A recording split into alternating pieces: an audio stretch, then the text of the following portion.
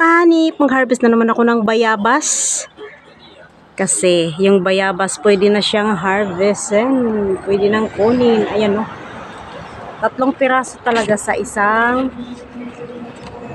tangkay. Ayan o, napakalaki.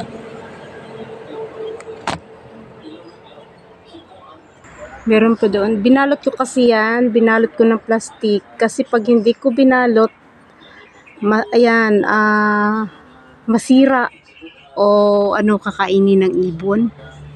Yan doon pa o meron pa sa kabila. Ayun.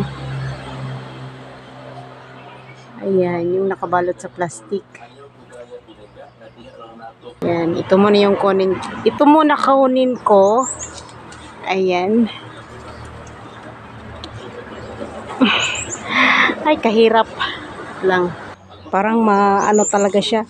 Bali yung sanga. Yan, baliin ko lang yan. Kahirap lang. Kahirap talaga kunin.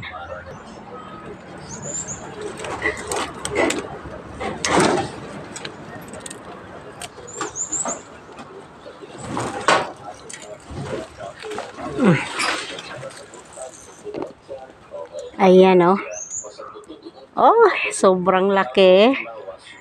Ayan yung guwapol.